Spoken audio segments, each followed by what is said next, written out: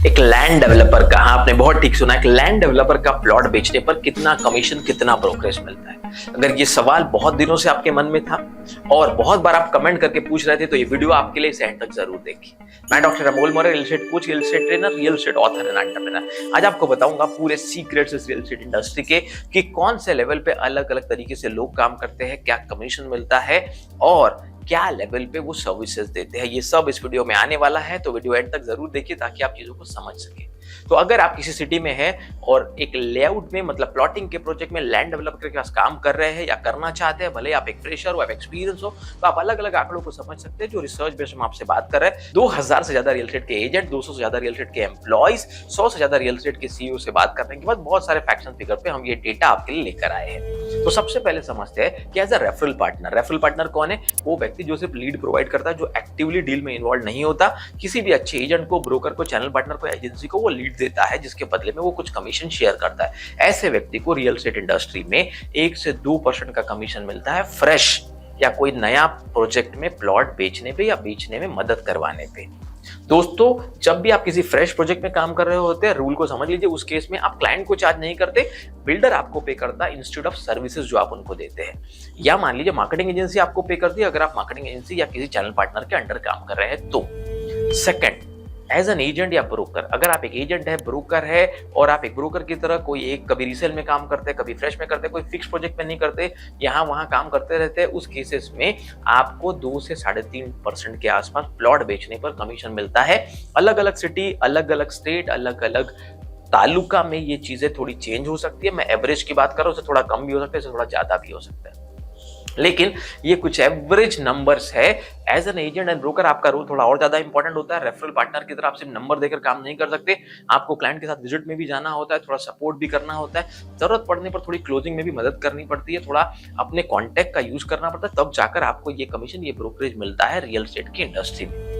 Third, active channel partner. एक active channel partner कौन है? जिसके पास 2-3 लोगों की टीम है, जिसके पास हो सकता है कोई छोटा सा ऑफिस भी है, वो बहुत लिमिटेड प्रोजेक्ट पे करता है, बहुत सारे पे तो नहीं करता, लेकिन 4, 5, 6, 10 प्रोजेक्ट उसके पास होते हैं। जहां का क्लाइंट आता है वहां लोगों को सजेस्ट करता है, उनके साथ जाता है, सर्विसेज देता है, कभी कभी अपने ऑफिस में भी बुलाता है, अपनी गाड़ी को कभी यूज करता है। थोड़ी सर्विस का इन्वॉल्वमेंट ज्यादा होता है, तो थोड़ा पैसे का इन्वॉल्वमेंट भी ज्यादा होता है। 3 से 5% के आसपास का कमीशन मिलता है, depending on city, state, location, अलग अलग और प्रोजेक्ट। कभी कभी जो सिटी के हार्ट में प्रोजेक्ट होते हैं वहां कमीशन कम होता है, जो प्रोजेक्ट थोड़ा सिटी से दूर होते हैं या सिटी से बहुत दूर होते हैं वहां थोड़ा ज्यादा होता है, सिटी के आउटर पेरिफेरी में होते हैं वहां थोड़ा मीडियम होता है। अलग अलग तरीके का कमीशन मिलता है, लेकिन सबसे इंपॉर्टेंट रूल जो मैं आपको बताना चाहूंगा, अगर कोई मल्टीनेशनल कंपनी प्लॉटिंग का प्रोजेक्ट लेकर आई तो उनके कुछ रूल्स होते हैं, वो जो स्लैब्स होते हैं उसी के हिसाब से डिस्ट्रीब्यूट करते हैं, लेकिन उसमें भी अलग अलग स्लैब्स होते हैं। अगर आप उनके लिए 50 करोड़, 100 करोड़, 200 करोड़ का सालाना धंधा करते हैं तो आपके लिए हायर स्लैब्स भी होते हैं। जो मैं लिस्टेड कंपनीज की बात कर रहा हूँ, Bombay stock exchange, national stock exchange में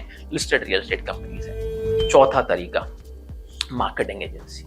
लेकिन दोस्तों, अगर आपने पॉइंट नंबर 3 तक देख लिया है और आप मार्केटिंग एजेंसी को डिटेल में जानना चाहते हैं, उससे पहले मैं कहना चाहूंगा कि आप इमीडिएटली सब्सक्राइब करके बेल आइकन को हिट कीजिए। अगर आपने चैनल को सब्सक्राइब नहीं किया है तो हमने एनालिटिक्स में देखा कि बहुत सारे लोग कंटेंट बहुत पसंद करते हैं, पूरा वीडियो देखते हैं लेकिन सब्सक्राइब करना भूल जाते हैं। इससे आपको तो कोई फर्क नहीं पड़ता, पर हमारी टीम को जो इतनी मेहनत करके ऐसा कंटेंट आपके लिए लेकर आते हैं बहुत इंपैक्ट पड़ता है। सब्सक्राइब करके बेल आइकन को हिट करना ना भूलें और वीडियो को लाइक जरूर करें। चौथा तरीका जिससे आप रियल एस्टेट में अच्छा पैसा बना सकते हो, अच्छा कमीशन बना सकते हो, पर वो किस तरीके से, वो है मार्केटिंग एजेंसी। एक मार्केटिंग एजेंसी को मिलता है 5 से 8%, आपने ठीक सुना, लेकिन मार्केटिंग एजेंसी को बहुत सारा सर्विस, बहुत सारा रोल भी होता है। हो सकता है उन्हें अपना पूरा ऑफिस यूज करना पड़े, हो सकता है उन्हें अपने एम्प्लॉय रखना पड़े, हो सकता है उन्हें कोई कमिटमेंट भी देना पड़े। मैं नहीं कह रहा हूं कि मार्केटिंग एजेंसी सोल लेवल पे कर रही हो तो, लेकिन अगर मार्केटिंग एजेंसी 3-4 मार्केटिंग एजेंसी भी किसी बड़े प्रोजेक्ट पे काम कर रही हो तो उन्हें भी अपने छोटे मोटे टारगेट देने पड़ते हैं। उस केस में उन्हें हो सकता है प्लॉटिंग के प्रोजेक्ट में, प्लॉटिंग में थोड़ा फ्लैट से ज्यादा कमीशन मिलता है। इसलिए अगर आपने हमारा पुराना वीडियो देखा है फ्लैट का और अगर आप ये प्लॉट वाला वीडियो देख रहे हो तो आपको थोड़ा डिफरेंस समझ में आएगा। 5 to 8% एवरेज, 5 से कम भी हो सकता है, 8 से थोड़ा ज्यादा भी हो सकता है। जब मार्केटिंग एजेंसी आप किसी भी रियल एस्टेट डेवलपर से उनके प्रोडक्ट को प्रमोट करने के बदले, उनके प्रोडक्ट को सेल करने के बदले, अपनी सर्विसेज के बदले इतना कमीशन चार्ज कर सकते हैं ऑन एन एवरेज। सब जगह ये लागू नहीं होता, कुछ कॉमन सिटीज में इस तरीके के स्ट्रक्चर्स होते हैं, मल्टीनेशनल कंपनीज में भी थोड़ा अलग अलग स्ट्रक्चर्स हो सकते हैं। Point number 5 most important, sole mandate firm.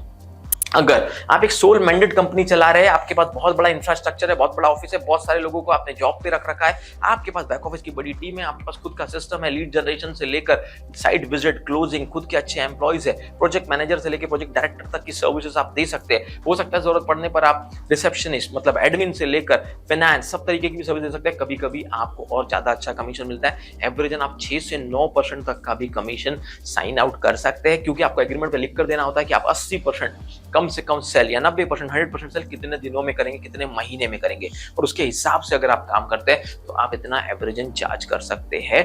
Based on city, based on project, based on location चीजें थोड़ी डिफर करती है, लेकिन फिर भी मुझे ये बताना आपको जरूरी है, क्योंकि अलग अलग सिटी में अलग अलग तरीके के रूल्स काम करते हैं। तो दोस्तों, अगर आप रियल एस्टेट इंडस्ट्री से, आप एक बिल्डर है, डेवलपर है, मार्केटिंग एजेंसी के ओनर है या एक एजेंट है, आपको ये सब इन्फॉर्मेशन होना बहुत जरूरी है। आप एक इन्वेस्टर क्यों ना हो, बायर सेलर क्यों ना, आपको जितनी चीजें पता होगी उतना आप अपने प्लान को और स्ट्रांगली डिसाइड कर सकते हो। तो इस तरीके से रियल एस्टेट इंडस्ट्री की बहुत डेप्थ में काम करने वाली चीजें हम आपके साथ शेयर कर रहे हैं। आपसे हम बस इतना चाहते हैं कि वीडियोस को जो लोग ऐसे इंपॉर्टेंट कंटेंट को जानना चाहते हैं उन तक पहुंचाइए। इस मिशन में हमारा साथ दीजिए। हमारा मिशन बहुत सिंपल है, भारत में 1 लाख रियल एस्टेट एंटरप्रेन्योर को ट्रेन करना, कोच करना, एम्पावर करना, और अगर एक व्यक्ति भी 50 लोगों को जॉब दे पाए तो 50 लाख नए जॉब भारत में क्रिएट हो सकते हैं। वो सब पॉसिबल है अगर आप सब ऐसे कंटेंट को लोगों तक शेयर करें। और किसी टॉपिक पर वीडियो देखना चाहते हैं जरूर कमेंट करके हमें बताइए। इससे पहले अगर आप रियल एस्टेट इंडस्ट्री में हो और काम कर रहे हो तो कौन सा कमीशन स्लैब आपको नहीं पता था, कौन सा रूल आपको नहीं पता था, वो कमेंट करके जरूर बताइए। वीडियोस को लाइक करने के लिए, चैनल को सब्सक्राइब करने के लिए, और हमारी book real estate game changer को नेशनल बेस्टसेलर बनाने के लिए आपका बहुत बहुत धन्यवाद।